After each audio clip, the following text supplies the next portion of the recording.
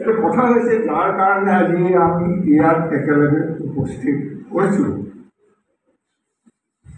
এই মানুহজন হৈছে এইজন। দেখাত বৰ অমায়িক লাগে নহয়, মুখৰ হাঁহিটো দেখিম নাই? অমায়িক অমায়িক মই তেখেতৰ পাঞ্জাৱাৰীত থকা ঘৰত যাওঁতেই মই গম পাইছোঁ। পাঞ্জাৱাৰীত আছিলে। গাড়ীখনৰ পৰা নামিছোঁ, ঐ কুকুৰৰ পোৱালি, এইটো মনোহৰ চৌধুৰীৰ মাত নহয়নে?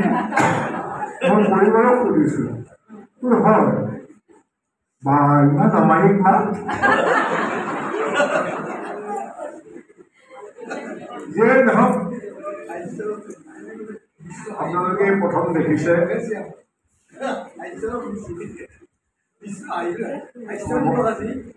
মই এই মানুহজনক আজি কিমান বছৰ, 30 বছৰৰ ওপৰে হ'ব। 30 বছৰৰ ওপৰৰ পৰা মোৰ চিনাকি। তুমি পিন্ধিছে, চশমা পিন্ধিছে। মই কিয় চশমা পিন্ধিছোঁ বাৰু কওকচোন? আপোনালোকে কিয় চশমা পিন্ধিছে? আপুনি কওকচোন কিয় চশমা পিন্ধিছে? ভালকে দেখা নাপায়। সেই ভালকে দেখা নোপোৱাৰ কাৰণে তাৰমানে চকু খাৰাপৰ কাৰণে আপুনি চশমা পিন্ধিছে। টুপি কিয় পিন্ধিছে? মাথা খাৰাপ।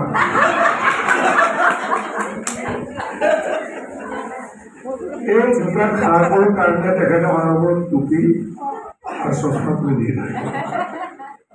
মই ঠাণ্ডাদিনৰ কথা পিন্ধো, মোৰ ঠাণ্ডা দিনত খেলি মেলি হয়। যিয়ে নহওক,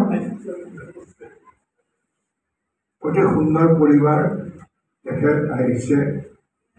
তেখেতসকলৰ লগত মোৰ কোনো চিনাকি নাছিল। মই কেন্দ্ৰীয় গভৰ্ণমেণ্ট চৰকাৰৰ চাকৰিয়াল আছিলোঁ। মোৰ অফিচটো পেঞ্চন পাৰাত আছিলে, দীপক দাসৰ ঘৰত। ঘৰটো ডাঙৰ। এটা ফালে মোৰ চিটি অফিচ, মোৰ আচল অফিচটো আছিল চন্দ্ৰপুৰত সূতাৰগুৰি।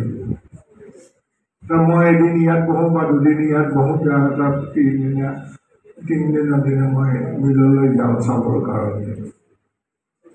যেই নহওক, হঠাতে গাড়ী লৈ মই সোমাইছোঁ চিটি অফিচত। ঘূৰা ঘূৰি কান্দো। কিয় কান্দিছে? কি চিনাকি নাই কিন্তু সেই পৰিয়ালটোৰ লগত। ল'ৰালৰিকে গাড়ীৰ পৰা নামি ভিতৰত চাওঁ যে এইজনী ডাঙৰ ছোৱালী, এইজনী সৰু ছোৱালী, মৌচুমী আৰু শিখা। মেকুৰী পোৱালি এটা মৰিছে, আগত লৈ কান্দি আছে। কি হ'ল? মই তেতিয়া প্ৰথম চিনাকি দেই, এই মৰা পোৱালিটোৰ সৈতে। তেখেতৰ মোৰ চিনাকি হোৱা নাই, তেখেত থাকে ভূটানত। তাৰপিছত যায় কি কৰিম, মোৰ সমবেদনা জনাব লগা ইছৰাম, মেকুৰীটো বৰ ভাল হৈছে। কিমান বয়স কিমান হৈছিলে? কৈছিলে তিনিমান আছে, কিমান বছৰ জুলি আছে। লেখাপঢ়া শিকিছিলে নে? লেখাপঢ়া শিকোৱা নহ'ল। এই অকলাকে বিহু সেই তেতিয়াই মোৰ ঘৰৰ সন্মুখৰ সেই ফিল্ডত গাঁত খালি মেকুৰী পোৱালিটো তাতে সমাধি দি সেই চিনাকি হয় হয় এইজনী ডাঙৰ ছোৱালী। উঠা উঠা, ৰাইজৰ লগত চিনাকি হোৱা। এইজনী শিখা, ৰাইজৰ লগত চিনাকি হোৱা। খুব ভাল লাগিল। বহুদিন কথা কোৱা নাই, মাত্ৰ খেৰখেৰীয়া হৈছে। যিয়ে নহওক, এই মানুহজন নাট্যকৰ বুলি আৰু তাৰ মাজত থাকি গ'ল ইতিহাস এটা। তেওঁলোকে সেইটো ঘৰত এৰি অকণমান ওপৰলৈ পাহাৰৰ পিনে বেলেগ ঘৰ এটালৈ গুচি গ'ল। যাওঁতে এই চৌধুৰীদেৱে মোক মাতি নিলে। তাইক পঠিয়াই নে কাৰোবাক পঠিয়াই মাতি নিলে অফিচৰ পৰা। নি প্ৰথম জীৱনত নোখোৱা বস্তু এটা খোৱালে। বহুতে ভাবি দিছে ভূটানে নাম হয়নে? ভূটান নাম নহয়, মম' গুৱাহাটীত মম' যেতিয়া প্ৰচলনেই হোৱা নাই। এই প্ৰথম মনত আছে তুমি কি কি তত লগোৱা 10টা নে 12টা খাইছো।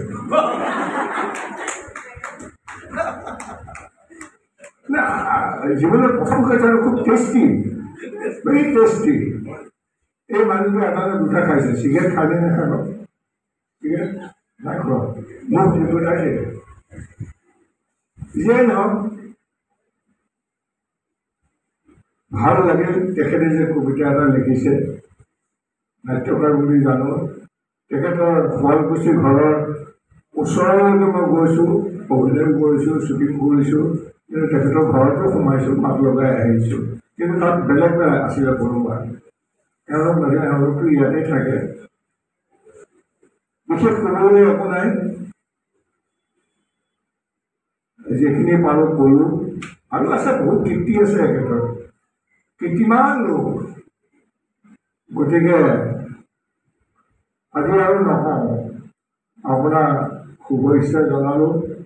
ঈশ্বৰে মংগল কৰক আৰু কবিতা লেখক। এইখিনিতে কথা এটা কওঁ, এখেতে কৈছে কবিতা স্বতঃস্ফূৰ্তভাৱে ওলায়, মাৰি পিনি নোলায়। মই মাৰি মাৰি লিখিছে চাগে। পাবত গ'লা সাহিত্যিক। মই সাহিত্যিক বুলি মই নিজকে নকওঁ। মোৰ 3খন কিতাপো ওলাইছে, হাস্যব্যংগ। দীনেশ দাসৰ খলহাস্য নম্বৰ 1, দীনেশ দাসৰ খলহাস্য নম্বৰ 2, আৰু 3 নম্বৰখন হৈছে খুল্লম খুল্লা। খুল্লম খুল্লা। মই কেতিয়াও জীৱনত সাহিত্য কৰি পোৱা নাই। হঠাৎ 1995-ত মই কেনেকৈ হ'লেও সেইটো বৰ্ণনা কৰিছোঁ, ক'ব গৈছোঁ।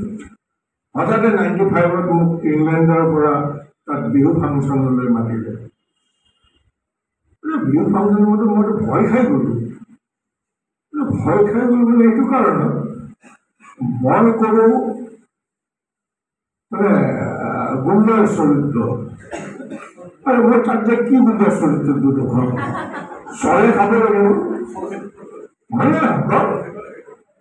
তাৰপিছত এওঁ ক'লে আপুনি তাত গৈতো একো কৰিব নালাগে, আপুনি মাজে মাজে এই মানুহক হমুৱাই কৰে, সেই গালা তালা দি আপুনি কিবা ক'ব আৰু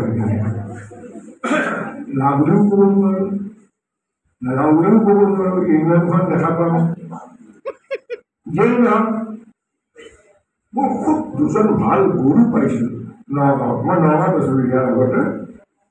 এজন হ'ল স্বনামধন্য প্ৰয়াত শাৰদাকান্ত বৰদলৈদেৱ, আৰু আনজন হ'ল শিল্পী প্ৰাণ চন্দ্ৰ ফুকন। শাৰদাকান্ত বৰদলৈদেৱে মোক খুহুতীয়া অভিনয় শিকাইছিলে, ভাবিব নোৱাৰাকৈ শিকাইছিলে, যিটো মই হৃদয়মান কৰি ৰাখিছোঁ।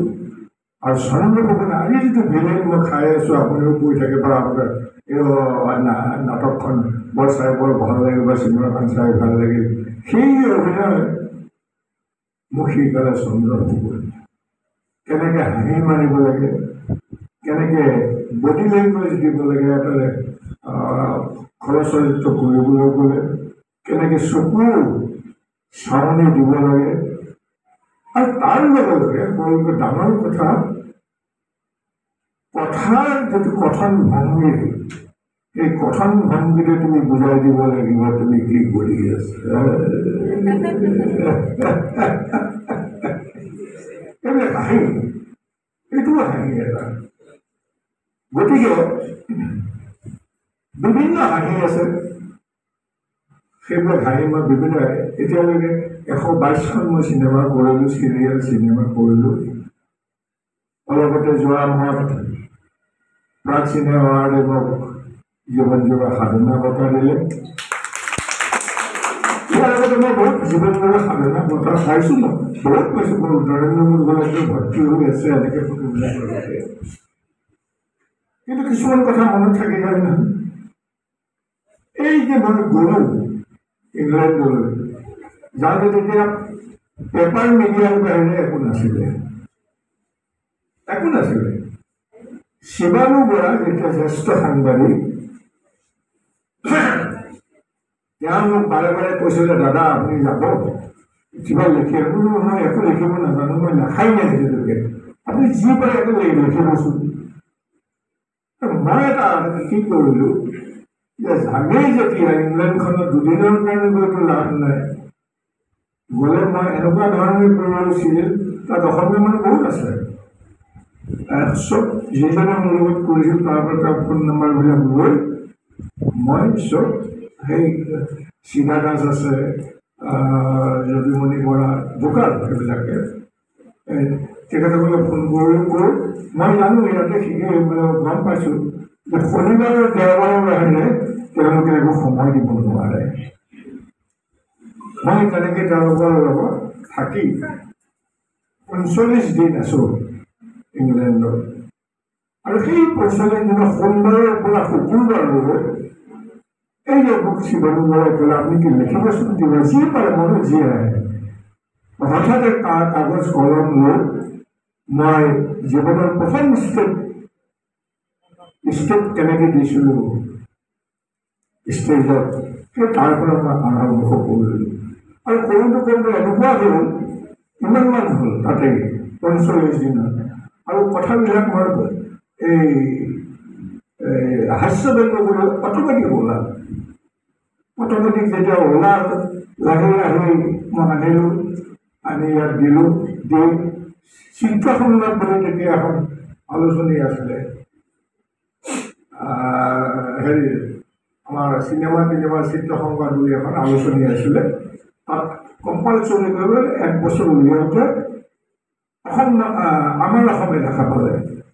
আমাৰ অসমত ৫ বছৰ লাগিছোঁ, খবৰখনত ৫ বছৰ লাগিছোঁ। আজিকালি ২০ বছৰমান লিখিলোঁ, চব হাস্যব্যংগ। সকলোকে আপোনালোকক শুনাই বা ভাল পাওঁ।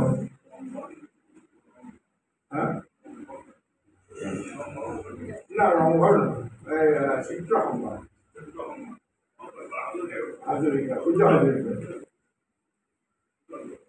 মই সকলোকে আচৰিত হ'লো, মোৰ চকুৰ পানী ওলাই আহিছে। এগৰাকী মহিলা মোৰ ঘৰলৈ সোমাই আহিছে, আহি মোক গামোচা পিন্ধাই সেৱা কৰিছে।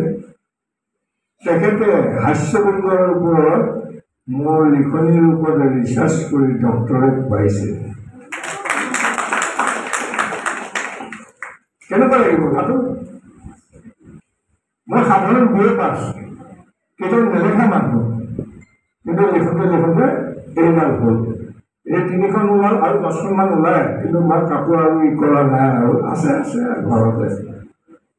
যিয়ে নহওক, এতিয়া আকৌ এগৰাকী আহিছে, তেওঁ গুৱাহাটী ইউনিভাৰ্চিটিৰ পৰা দিছে ১বিংশ শতিকা দ্বিতীয় দশকৰ হাস্যব্যংগ সাহিত্যৰ ওপৰত ৰচনা কৰে। তাতো মোৰ ৰচনা সোমাই গৈছে,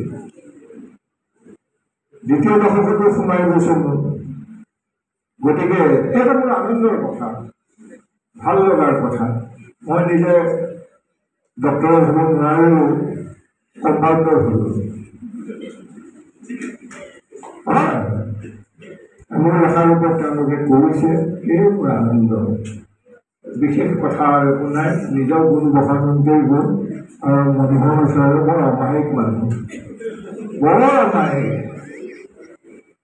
আজিলৈ ইয়াতে আৰু বহুত ধন্যবাদ। শিখা মৌচুমী সকলোকে ধন্যবাদ জনাইছোঁ, কাৰণ সেই নাকান্দা হ'লে এই পৰিবাৰটোৰ লগত মই চিনাকি নহয়। Thank U.